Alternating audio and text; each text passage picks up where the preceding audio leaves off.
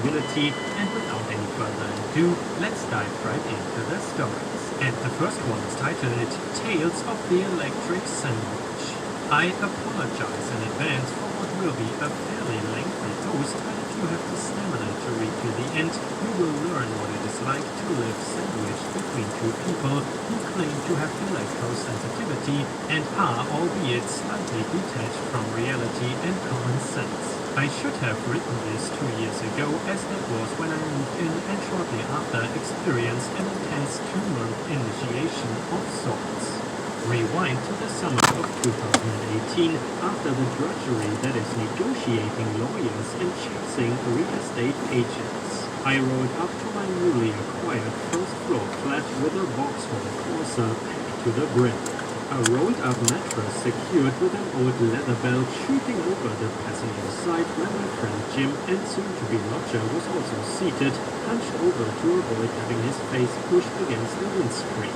Greeting us at the door was our new, deceptively sweet neighbor, Sally, who on a previous occasion when Jim and myself had been viewing the property, had invited us in, offering tea and/or wine. In hindsight, and considering she had already expressed her concerns about the local internet junction boxes, the big green metal boxes you see on every other street, and the fear that I was going to install a smart meter, I should have expected her to make continuing and incrementally larger requests to reduce my electric footprint. Did I mention I have a second neighbor as well? How could I forget Leanne, who just so happens to also have electrosensitivity? Leanne is less vocal, but by God, does she love a good old-fashioned letter written in all caps. Leanne lives above me in the top floor flat, Sally below me, therefore electric sandwich. Shortly after moving in, Sally started by asking if I could turn my Wi-Fi off at night, as the previous neighbors were kind enough to do this. You may think that this would be a reasonable request, and that maybe I could have, but I knew this would be the thin end of the wedge, so I politely told her that I wouldn't be able to do this. I thought I had nipped this in the bud until the night of my housewarming party. I probably should have let them both know I was having friends over, but to make things clear, it was the weekend, I only had around 10 people over, and we left for town at 11 p.m. On the way out, I was confronted by Sally wildly swinging the door open. I was initially very apologetic, saying that yes, I should have told her I was having friends over, and yes, we were being noisy. But then something threw me. And your fridge is so loud. Remember, this was 2 years before the pandemic reared its head. I wasn't really sure what to say. I had been drinking, so I didn't know whether I was more drunk than first thought, or if she actually was saying my fridge was making a noise. The next morning, I knocked on the door once again, apologized for making noise, and not telling her I was having friends over. I also told her that there was nothing wrong with my fridge, and that she was, with my due respect, going to have to live with it.